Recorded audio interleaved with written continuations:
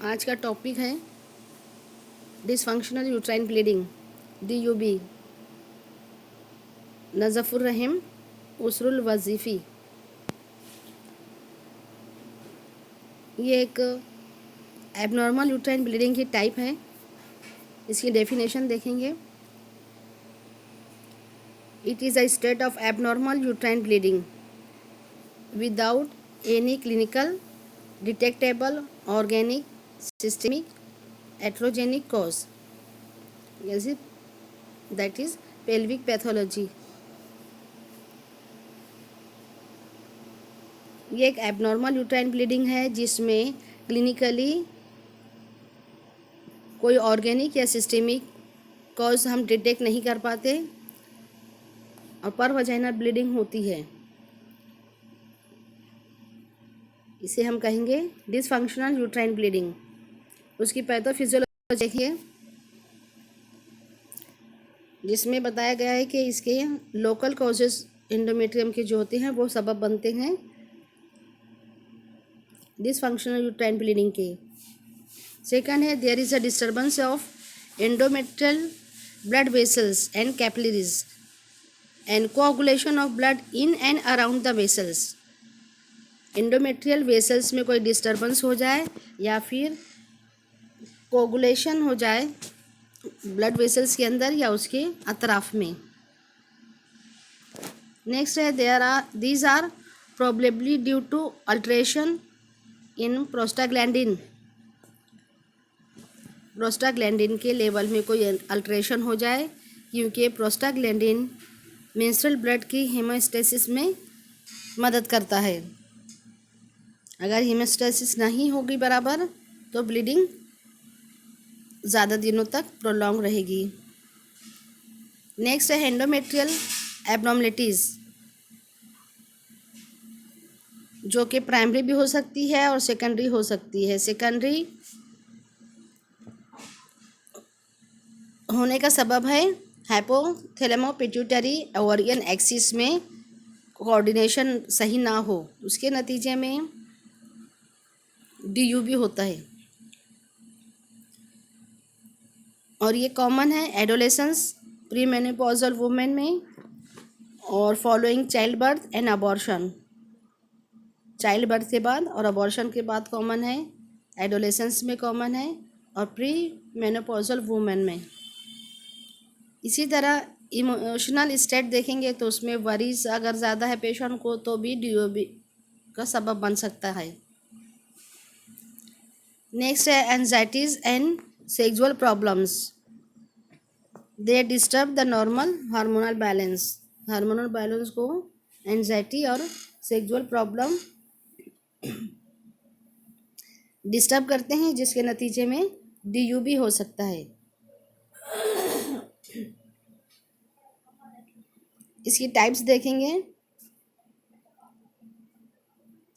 जिसमें ओवुलेशन के अकॉर्डिंग इसको डिवाइड किया गया है। सो एबनॉर्मल ब्लीडिंग में बी एसोसिएटेड विथ ओवुलेशन और विदाउट ओवुलेशन। इस तरीके से इसकी दो टाइप बनेगी। नंबर 1 है ओवुलर ब्लीडिंग, सेकंड अनओवुलर ब्लीडिंग। तो नंबर 1 देखेंगे ओवुलर ब्लीडिंग, जिसमें ओवुलेशन होता है और ब्लीडिंग भी होती है। इट इंक्लूड्स पॉलीमेनोरिया एंड पॉलीमेनोरेजिया, ताद्दुदे तम्स और ताद्दुदे इस्तेहाज़ा हम बोल सकते हैं, या ब्लीडिंग ज़्यादा होना। ये होता है चाइल्ड बर्थ के बाद और एबॉर्शन के बाद। ड्यूरिंग एडोलेसेंस कॉमन है और मेनोपॉजल पीरियड में।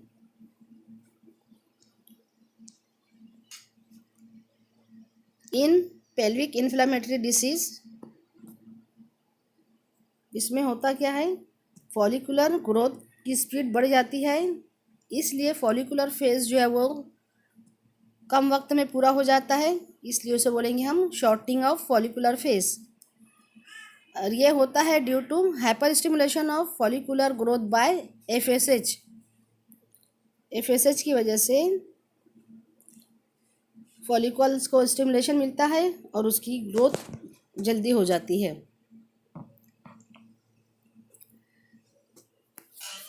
सेकंड है इसमें oligomenorrhoea. Primary ovular oligomenorrhoea is rare. It is found in adolescence and preceding menopause. Primary ovular oligomenorrhoea ये रेयर है और ये पाया जाता है एडोलेसेंस में और ऐसी फीमेल जो मेनोपॉज के करीब हो।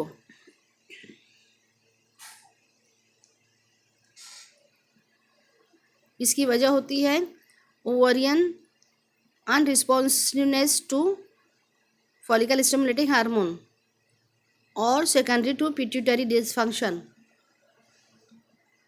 अगर पिट्यूटरी का फंक्शन सही नहीं हो तो उसके नतीजे में भी ओलिगोमेनोरिया होगा, या फिर फॉलिकल स्टिमुलेटिंग हार्मोन का रिस्पॉन्स सही नहीं होगा ओवरी पे तो भी ओलिगोमेनोरिया होगा।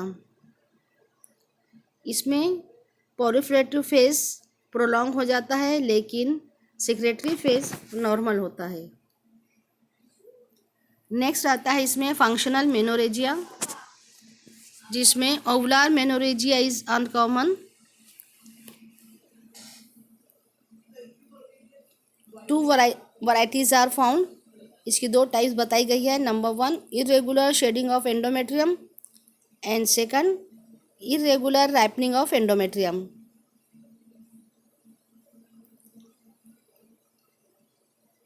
इसमें ब्लीडिंग ज़्यादा होती है जिसका सबब है नंबर 1 इरेगुलर शेडिंग। तो हम देखेंगे irregular shading.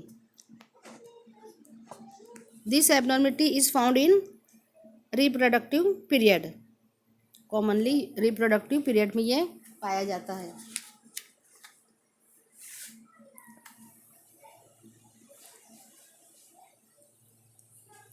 Normally regeneration of endometrium is completed by the end of third day of menstruation.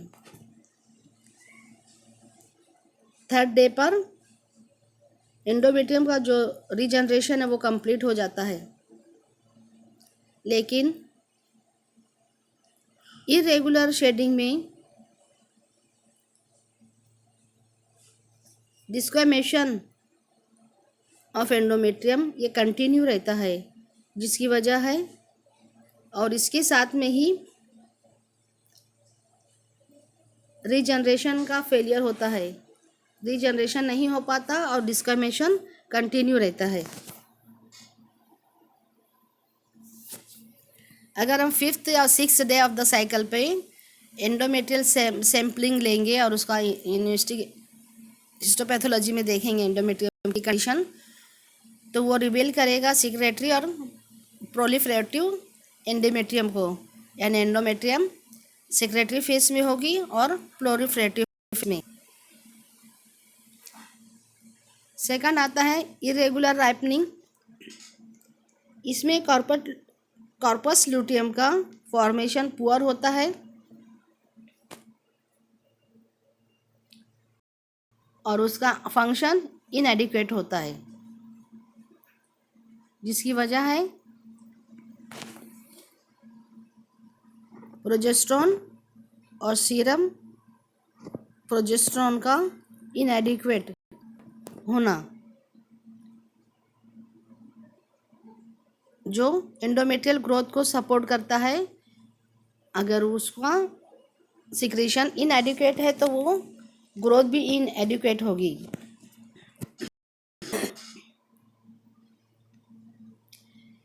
This causes slight bleeding which is continuous prior to proper flow.